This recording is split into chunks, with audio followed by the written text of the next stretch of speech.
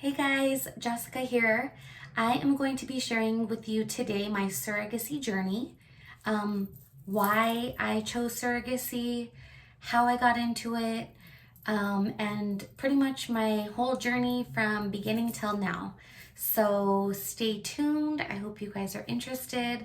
It's been highly requested, so for those of you asking, this is for you, and I hope you guys enjoy it. So as I mentioned in my intro, today's video is going to be about my surrogacy journey, how I got here, what made me decide to go through with it, and just the whole process and journey from beginning until current day, which today I am 24 weeks pregnant, so I'm in my 6th month of pregnancy with little Suro baby. It's a boy. He's a boy. Anyway, so let's just get into it. My surrogacy journey started last January. So it's been 1 whole year since I began the process. And I initially was referred by my best friend and her sisters. 2 of her sisters had successfully completed their surrogacy journey. So hearing their stories, picking their brains on it, and just, seeing them along their journey, it was something that, I always thought in the back of my mind, like, I wonder if I could do that. After talking to Danny and I decided that we are so blessed. We have Violet and AJ, a boy and a girl, 2 kids that both of us really, really wanted, and even AJ, we tried for like almost 3 years to have him, and it was really hard to get pregnant with him. So when we did, and I totally tried to manifest him into be a boy, and he is a boy. And so that whole thing, came to be as we really envisioned it for our life. So we're very content. We're very blessed. We're very grateful, thankful for our children. And so, we couldn't ask for anything more. I feel like, God gave us these huge desires of our hearts. And so as far as that part is concerned, him and I are solid on that. We're solid that we're happy with our 2 kids, and we probably won't have any more. I would almost be 100% sure. Anyway, so we talked about it together, and he said, go for it. I'll support you. If, he's pretty much, it came around the time that I applied in January. I didn't know how fast the process would go, but I applied. I prayed about it. I said, if this is what's meant to be, it will be. And the process will be organic, and it'll feel right, and it'll be smooth, and if it's meant to be, that's how it'll be, right? So that's kind of how it played out. I signed the application, and about a few weeks later they got in contact with me and wanted to know some more information about me and my family. And then right around like end of February into March is when obviously COVID hit us. And at that point I hadn't made a final decision yet. And I wasn't matched yet. So when all that COVID stuff happened, the kids were at home, or Violet was at home homeschooling. And so the way things happened, it just seemed like it was meant to happen that way. Like, even if I was working, I probably would have had to stay home anyways and work from home. but I wasn't working full time at that point. I was just kind of doing per diem stuff. So the fact that this opportunity came at that time, it made sense for my family, not only emotionally and just, you know, me giving this opportunity to another family, but also financially. So, you know, financially, it fell into place like right at a great time for us. So that happened. I wasn't pressing on it. And then the agency contacted me again and said that they had a match for me. And from there, I accepted the family. And he is a single father that lives in China. So yes, he will be coming to pick up his baby boy when I'm scheduled for delivery. So that's his family, and that's his father. And I am what you would call a gestational carrier. So it's not my egg, obviously not my husband's sperm, but this, they form the embryo in the fertility clinic, and that is what is transferred to me, and I'm just the baby's oven, giving him a safe and hopefully welcoming and loving journey onto this earth, right? So I did my medical screening, my psychiatric screening, and all that stuff just to make sure that I wouldn't try and, you know, do anything funny. No funny business. I'm parched, sorry. So they just want to make sure that you are of sound mind. You know what you're getting into, you know what it entails. They want to get to know your personality more, obviously. And the next step, which was the medical screening, and they just check my body, make sure that I am primed and ready to go to hold another baby and a healthy pregnancy and, you know, delivery, obviously. But just want to make sure that my body's healthy and ready. And so that took a while to be scheduled, then for it to happen, then approved to the next step.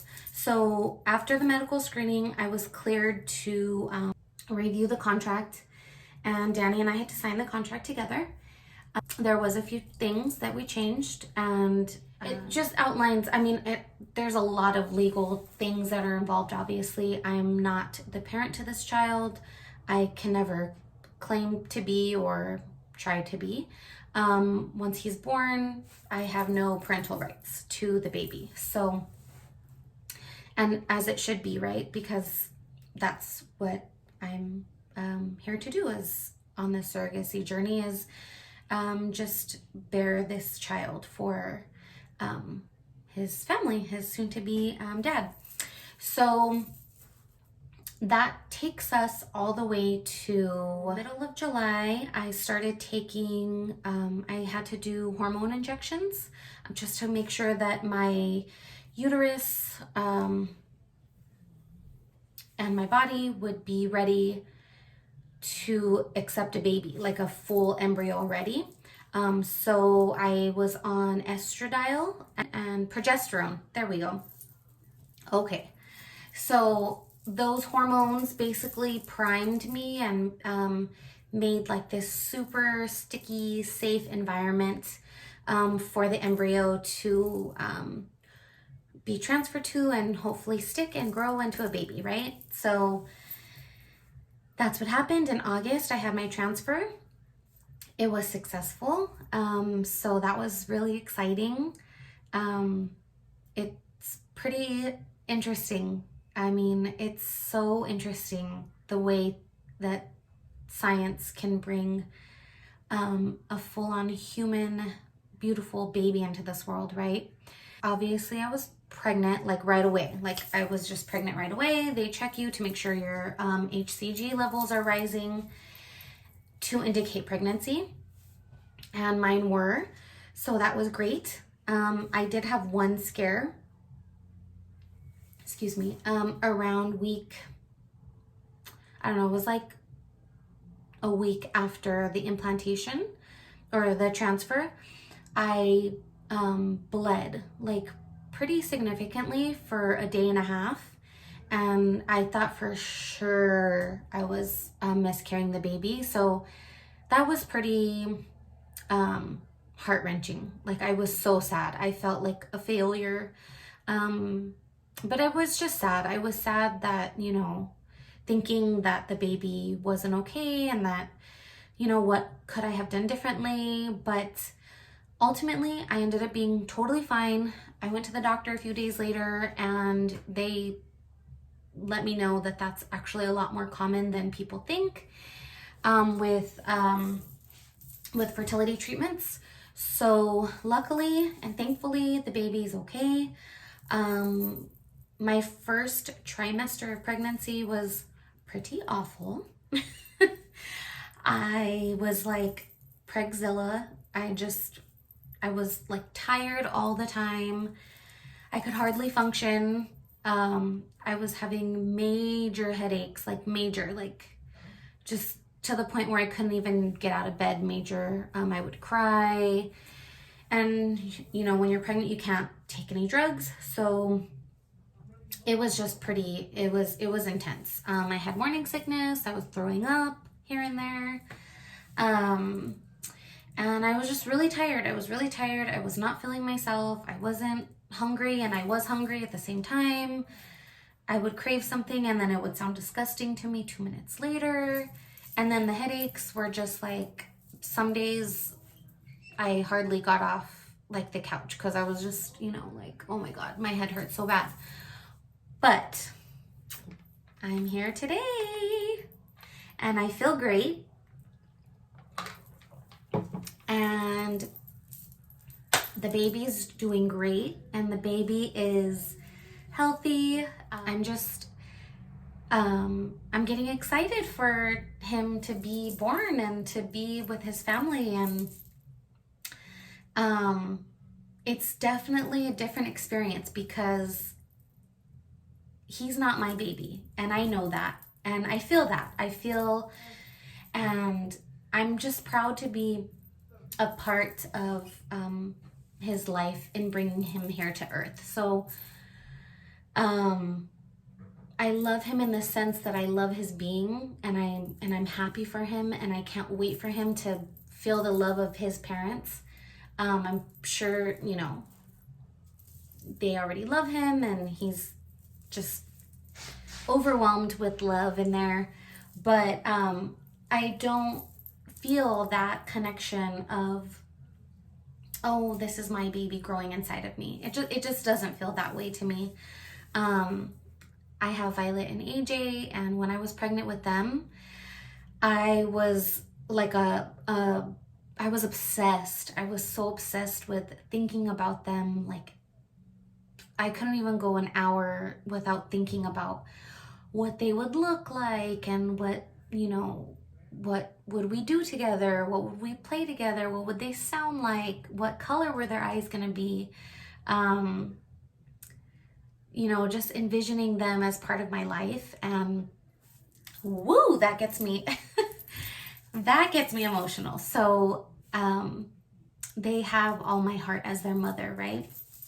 But Surro Baby just has all my love as Jessica and as his carrier to earth. So it is a little emotional because, one, I'm pregnant. My body is surging with hormones. But two, just because, I mean, babies are blessings. Humans, every day that we get to live on this earth is a blessing. And to be a part of this journey has really brought so much perspective to my life and just purpose and gratefulness and thankfulness. Here we go again. For my children and my family. And I always knew I wanted to be a mom. And I always knew that I always pictured having one boy and one girl. And that's what I have. And I'm so grateful and I'm so thankful that I've been given my children. They're the biggest blessings of my life. And so it gives me perspective, right? Because here I am helping a family that couldn't do this on their own. And so being able to give that joy and that blessing to another family, woo, it brings me like just a humbleness and a gratefulness for life and for this experience. And I'm so like honored that they chose me to hold their baby for them. And it's a huge blessing. Whew, it's been a wild ride, from, ups and downs, having to inject my body myself, like with a huge needle, like this big, twice a day, some days.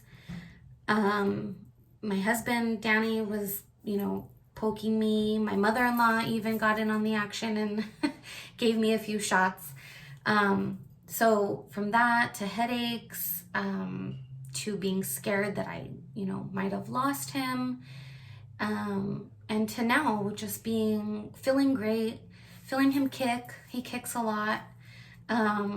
Sending the pictures to his father, and, his father is, I mentioned, Chinese, so his demeanor is a little bit, more reserved than us wild Americans, but he's so appreciative.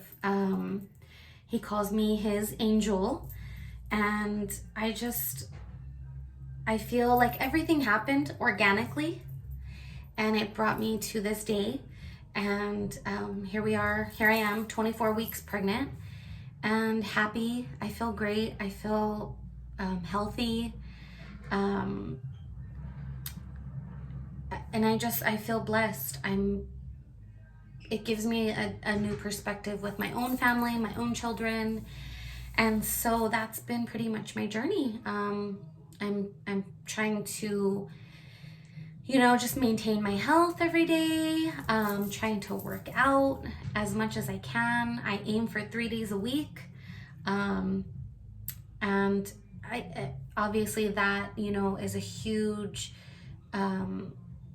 huge attribute to why I feel so good. I feel like, I'm a new Herbalife distributor and wellness coach. And, that, I can do that, and I feel great, and I don't even have to leave home. So I get to be pregnant and do that and share my journey with other women. But I definitely just wanted to share that with you all. Anybody that's interested in maybe doing surrogacy themselves and has questions on it, or just interested to know somebody else's story, if you have questions, I would be more than happy to answer them for you to my best ability. So you can either leave me comments, or you can visit me on Instagram at JuicyFruitJess, and I am happy to share my knowledge with you. But that's about it for now. I'll do another check back in a few weeks as I get closer to D-Day, which is delivery day. He is due beginning of May, and it will be a C-section. It'll be my 3rd C-section. So in my next video, maybe I'll tell you more about that. Until then, it was great sharing my story with you guys. And like I said, if you have any questions, leave a comment or DM me on Instagram. And I hope you guys have a great rest of your day. I hope this helped somebody possibly make, you know, an informed decision for their own life. And anyway, that's about it. So thank you guys for listening. Have a great day.